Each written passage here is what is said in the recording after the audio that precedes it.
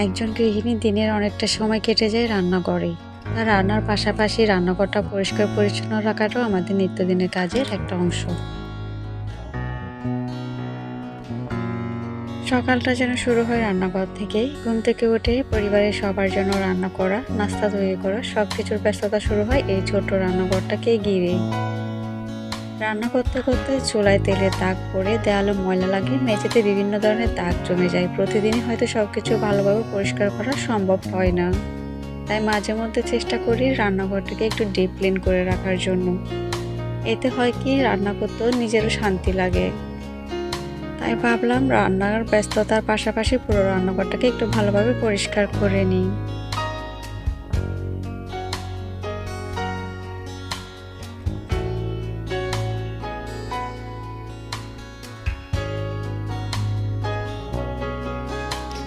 Hello everyone, আসসালামু আলাইকুম। সাইদা ফারজানা আছি চট্টগ্রাম থেকে নতুন আরও একটি ব্লগ ভিডিও নিয়ে। আশা করি সবাই ভালো আছেন। আমিও আলহামদুলিল্লাহ আপনাদের দোয়ায় ভালো আছি। তো আজকে আমার ভিডিওটা শুরু করেছি রান্নাঘরে ডিপ ক্লিন দিয়ে। এই কাজটা যদিও সব সময় করা হয় না, কারণ অনেক কাজের ব্যস্ততার মাঝে এই কাজটা সব সময় করা হয় না। তো আমি যেদিনই করি একদম রান্নাঘরটা পুরোটা ডিপ ক্লিন করে থাকি। যদিও যেদিন রান্নার প্রেশারটা একটু কম থাকে, আমি ওই দিনই চেষ্টা করি হচ্ছে পুরো রান্নাঘরটা ডিপ ক্লিন করে নেওয়ার জন্য। তো ভিডিওটির সাথে থাকুন, ধৈর্য সহকারে দেখতে থাকুন। একজন গ্রামের গৃহিণীর হয়ে কতটা কাজ করতে হয়, আর যারা বিশেষ করে মাটির ঘরে থাকেন তাদের কতটা কাজ বেশি করতে হয়, সেটা কিন্তু আজকের ভিডিওতে আমি আপনাদের সাথে শেয়ার করে নিব।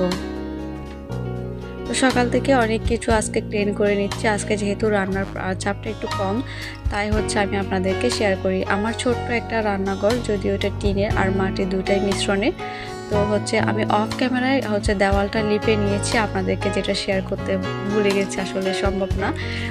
এত কাজের মাঝে কিন্তু এই ভিডিওটা করে নেওয়া হয়নি। মাটির দেওয়াল হচ্ছে যত লিপবে তত কিন্তু এটা সৌন্দর্য ফুটে ওঠে। প্রথমে মাটি ভিজিয়ে মাটির দেওয়ালটা ভালো করে লিপে নিয়েছিলাম। মাটির দেওয়ালের এই সুন্দর একটা আলাদা অনুভূতি আছে। পরিষ্কার করে নিলে রান্নাঘরও যেন নতুনের মতো সতেজ লাগে। তারপর পুরো ঘরটা আমি মুছে নিয়েছিলাম, যেহেতু দেওয়াল লেপার সময় অনেকগুলা কাদামাটি কিন্তু মেঝেতে ছড়িয়েছিল। তারপর ভাবলাম আজকে এই আলমারিটা হচ্ছে আমি যে দেখাচ্ছি আপনাদের আমি কি কি রাখি এটাতে, তো এটাও আজকে একটু মুছে নিব বেশি করে। আর দেওয়াল লেপার সময় হচ্ছে এখানে একটু একটু যদিও কাদার ছিটে ফোঁটা পড়েছিল, তো আমি আজকে হচ্ছে নতুন কাগজগুলো দিয়েছি পুরোনো কাগজগুলো সরিয়ে। আপনারা দেখতেই পাচ্ছেন, আপনাদের সাথে হয়তো সবগুলো শেয়ার করা হয়নি, আমি একটু একটু করে আপনাদের সাথে শেয়ার করে নিব। যদিও সবগুলো ভিডিও আমি নিতে যাই তাহলে ভিডিওটা অনেক লম্বা হয়ে যাবে, যার জন্য কিন্তু আমি এটা শেয়ার করিনি। আমার যেদিন কাজের মুড থাকে ওই দিনই আমি কিন্তু সব কাজ করে নিই খুব তাড়াতাড়ি। আর যেদিন হচ্ছে কাজ করতে ইচ্ছে করে না, সেই দিন হচ্ছে আমি একটু দেরিতে হলেও কাজগুলো করি, যেহেতু আমার কোনো হেল্পিং হ্যান্ড নেই, নিজেকে সব কাজ করতে হবে। তো সব কিছু গুছিয়ে নেওয়ার পরে এবার ভালো করে হচ্ছে আলমারিটা মুছে নিচ্ছি। সত্যি বলতে গৃহিণীদের জীবনে এই ছোট ছোট কাজগুলো কিন্তু শেষ নাই। সবার জন্য রান্না করা, রান্নাঘর গোছানো, পরিষ্কার করা, সব কিছুর মাঝেও নিজের সংসারটাকে সুন্দর রাখার প্রত্যেকটা মেয়েরা কিন্তু চায়।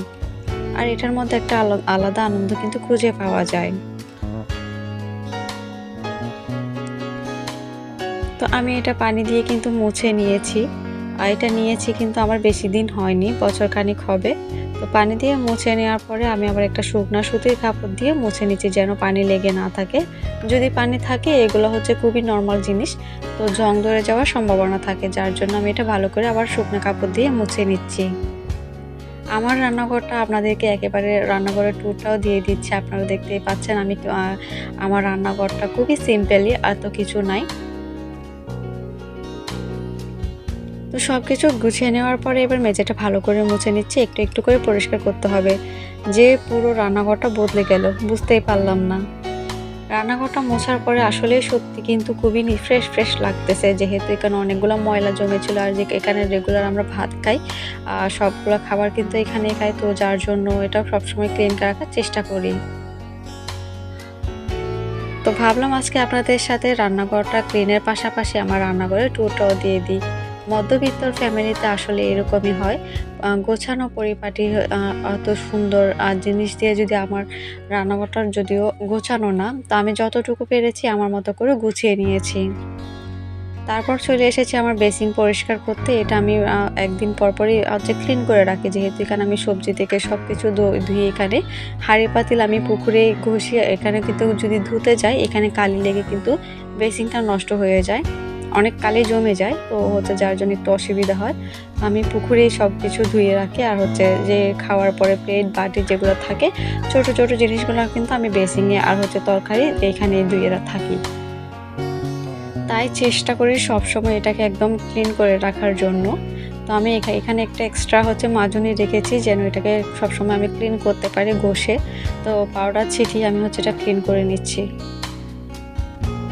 ছোট্ট একটা আমার কিচেন রুম আমি আপনাদের সাথে হচ্ছে শেয়ার করতেছি। যেভাবে আছে ওভাবে কিন্তু শেয়ার করেছি। আসলে চাইলেও আমি এখানে নতুন কিছু দিতে পারছি না। কারণ আসলে এটা যদি আমি ঠিক করতে যাই আমার অনেক টাকার কিন্তু খরচ আসবে।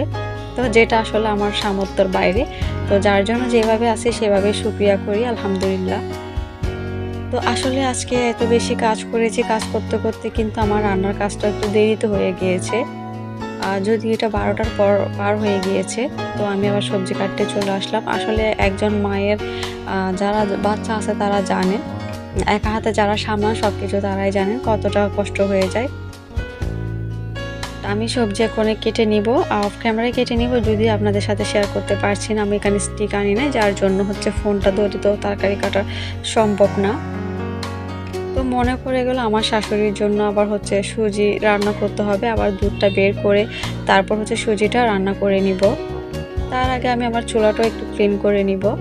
আমি এখানে মিস্টার ক্লিন দিয়ে হচ্ছে এটা ভালো করে ক্লিন করে নিব। এটাতে একটা সুবিধা হয় কি খুব সহজে কিন্তু পরিষ্কার হয়ে যায়। এটা নেওয়াতে আমার খুবই উপকার হয়েছে। আমি আয়না থেকে শুরু করে সবকিছু এটা দিয়ে মুছতে পারি।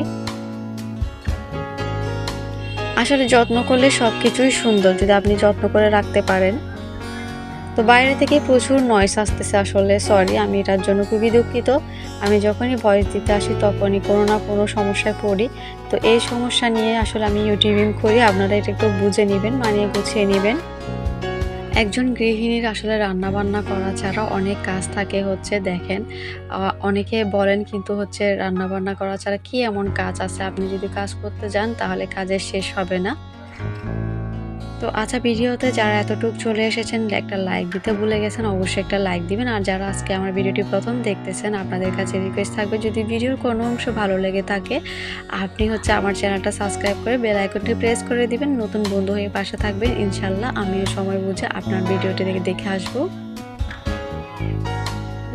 রান্নাঘরের কাজ করতে আমার সবসময় ভালো লাগে। আমি কিন্তু যদিও সময়ের জন্য সেটা করে উঠতে পারি না। রান্না করতে যেহেতু আমি মাটির চুলায় রান্না করি তো আমার অনেকটা সময় কিন্তু রান্না করার সময় পেছনেই চলে যায়। তো যেদিন কাজ করার মুড থাকে ওই দিনই আমি সব কাজ করে রাখার চেষ্টা করি। দিন শেষে এই কাজগুলোর জন্য আলাদা কোনো প্রশংসা পাওয়া যায় না। তবুও পরিবারের মানুষগুলোকে ভালো থাকুক, ঘর সুন্দর থাকুক এই চেষ্টাতে একজন গৃহিণীর আনন্দ। আপনাদের কাছে কেমন লেগেছে আমার ভিডিওটি কমেন্টে জানিয়ে দিবেন। আজকের মতো আমার রান্নাঘরের ডিপ ক্লিনের কাজ শেষ করলাম। অনেক কাজ দিয়ে কিন্তু শেষ করলাম, কিছু কাজ আপনাদের সাথে শেয়ার করা হয়নি।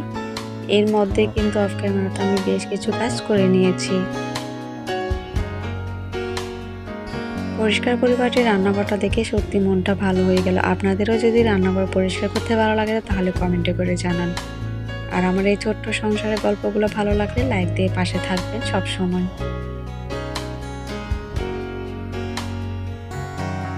আমার ভিডিওর কোনো অংশে যদি আপনাদের খারাপ লেগে থাকে তাহলে সেটা প্লিজ আপনারা আমাকে ক্ষমার দৃষ্টিতে দেখবেন। এই যে এগুলো আমি অফ ক্যামেরায় ধুয়ে পরিষ্কার করে হচ্ছে শুকিয়ে তারপর হচ্ছে আবার ওইখানে দিয়ে দিচ্ছি।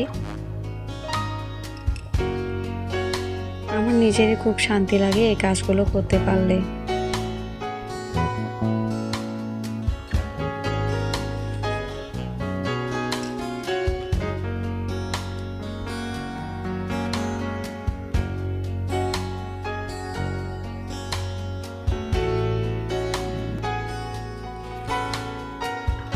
তো দেখতে দেখেন কত ভালো লাগতেছে, সবগুলো দিয়ে দিয়েছি। যেগুলো হচ্ছে গরম হাঁড়ি পাতিল রাখতে রাখতে আসলে এরকম দাগ হয়ে গিয়েছে, যার জন্য মনে হচ্ছে এটা কালি থেকে গিয়েছে।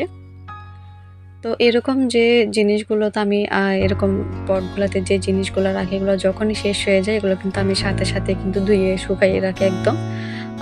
সবগুলো একসাথে করবো এমন কিন্তু না, বা একদিনে করবো এমন কিন্তু না। তো এটাগুলো কিন্তু শেষ হয়ে যাওয়ার পর আমি ধুয়ে পরিষ্কার করে নিয়েছি।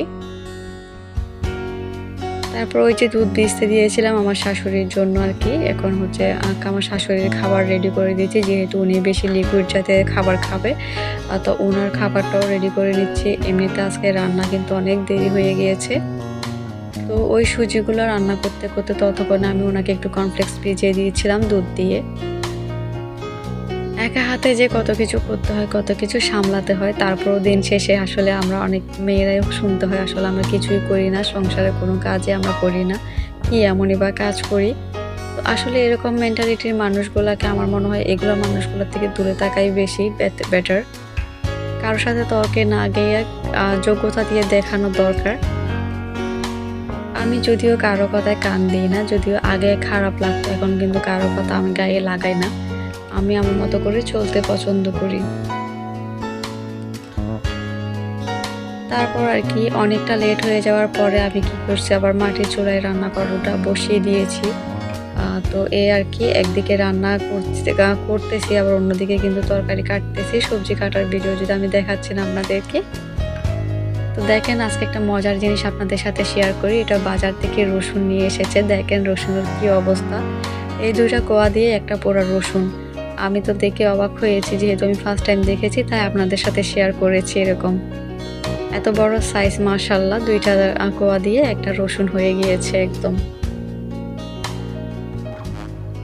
তার পাশাপাশি আবার ওনার জন্য হচ্ছে আমি যেহেতু রান্না শেষ করে গোসল করতে চলে যাব, তো ওনার জন্য একটু ফ্রুটসও কেটে দিচ্ছি, যেন আমি না থাকলে তখন উনি এটা নিয়ে খেতে পারে।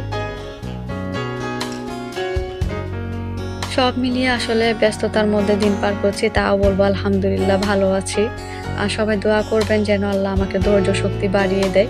আর কারো কথায় যেন আমার কোনো কিছু যায় আর না যায় আসে আর কি। আমি নিজেকে যেন সবসময় শক্ত রাখতে পারি। আমার জায়গা থেকে আমি যেন শক্ত থাকতে পারি, এই আর কি। সবাই আমার জন্য দোয়া করবেন, আমার পরিবারের জন্য দোয়া করবেন।